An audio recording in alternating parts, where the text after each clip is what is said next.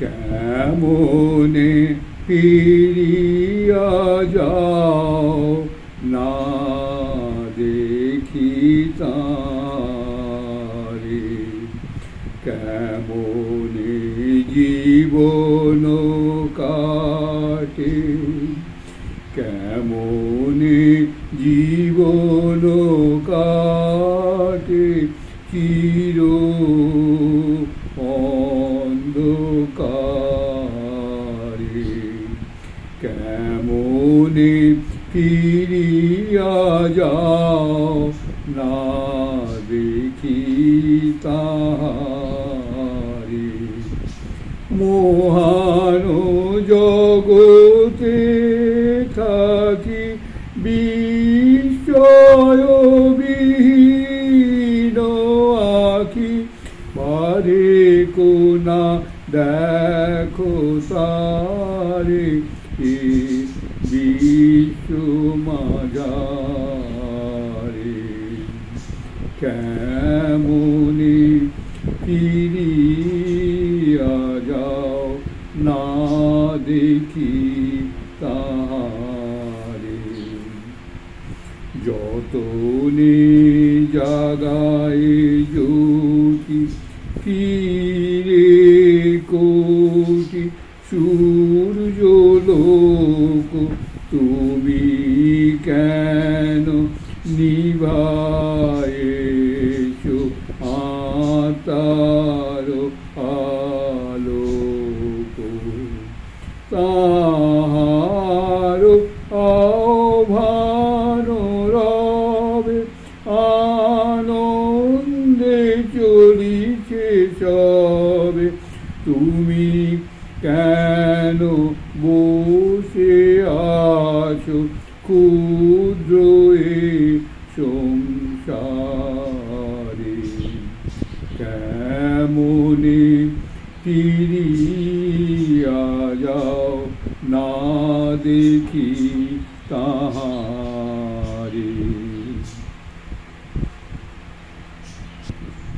সামাজিক প্রসঙ্গে বিরজা দেবীর অনুদান। 1903 খ্রিস্টাব্দের মার্চ মাসের গোড়ার দিকে স্বামী বিবেকানন্দ ভারতীয় আদর্শ সম্বন্ধে পরপর 3টি বক্তৃতা দিয়েছিলেন।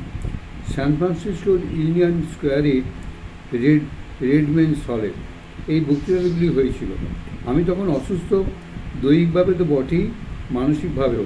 তার সত্ত্বেও তার প্রথম বক্তৃতাটি শোনার সৌভাগ্য আমার হয়েছে। বাবা, আমি তখন আমেরিকা, সান ফ্রান্সিসকো।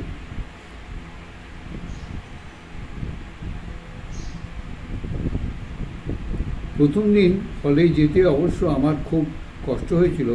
তাই হলে বসে আমরা যখন স্বামীজির প্রতীক্ষা করছি, তখন মনে হলো কি জানি এত কষ্ট করে এই বক্তৃতা শুনতে এসে ভুল করিনি তো।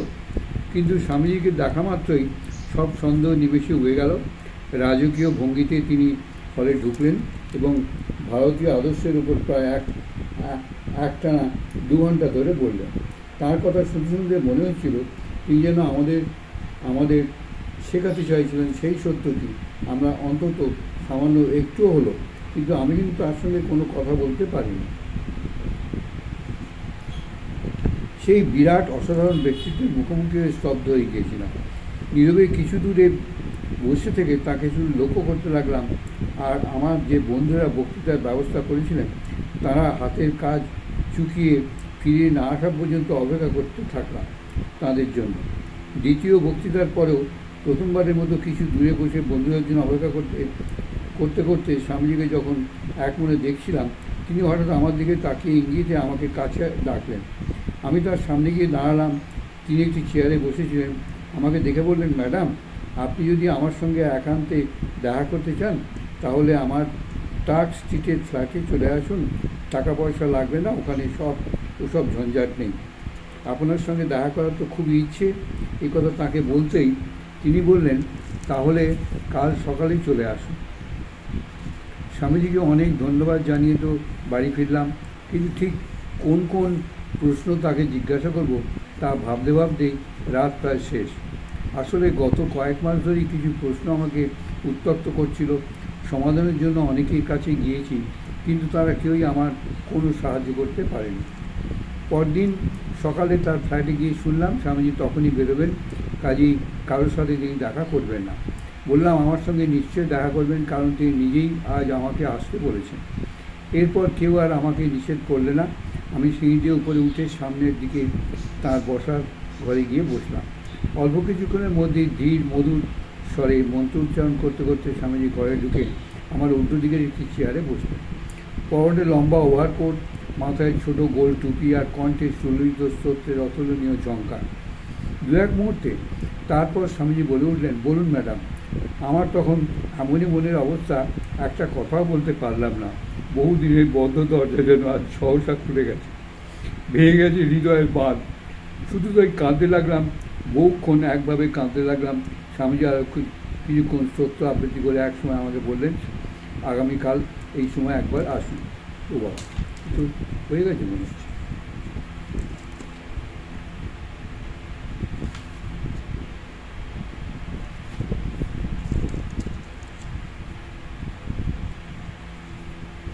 পূজনীয় স্বামী বিবেকানন্দের সঙ্গে আমার প্রথম বিশেষ সাক্ষাৎকার এভাবেই শেষ হলো।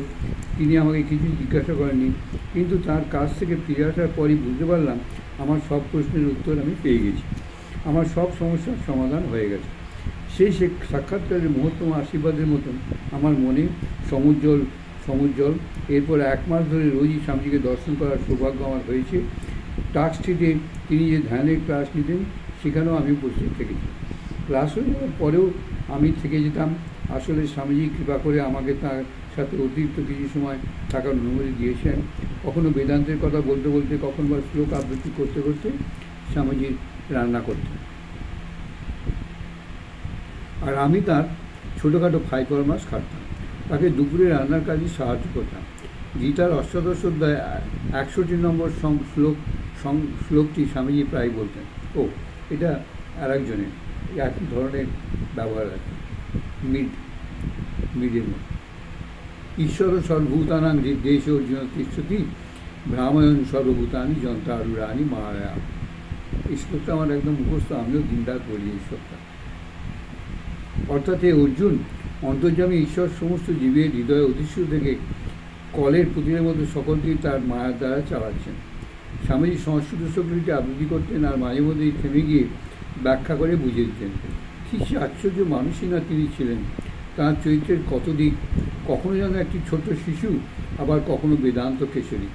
কিন্তু আমার কাছে সবসময় তিনি ছিলেন স্নেহময় পিতা। আমি তাকে স্বামীজি বলে ডাকি, এটা তিনি পছন্দ করতেন না। তিনি বলেছিলেন, তুমি আমাকে বাবাজি বলেই ডাকবে, যেমন ভারতের ছোটো ছোটো ছেলেমেয়েরা তাদের বাবাকে ডাকে।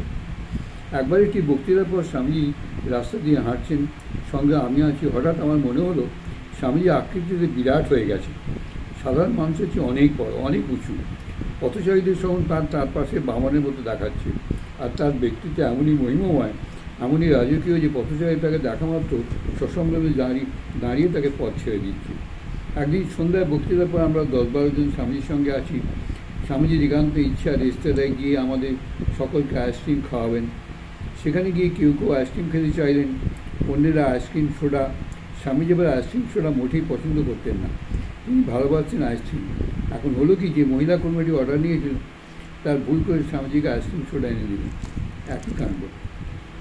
এনে যাই হোক, স্বামীজি শুনতে পেলেন রেস্তোরাঁর মালিক ওই বিষয়ে কর্মীরা কিছু বলছেন। সঙ্গে সঙ্গে স্বামীজি গলা চড়ে বলেন, দেখুন, ওই অসহায় মেয়েটিকে আপনি বকবেন না। আপনি যদি ওকে তিরস্কার করেন তাহলে আপনার সব আইসক্রিম সোডা আমি খেয়ে ফেলব।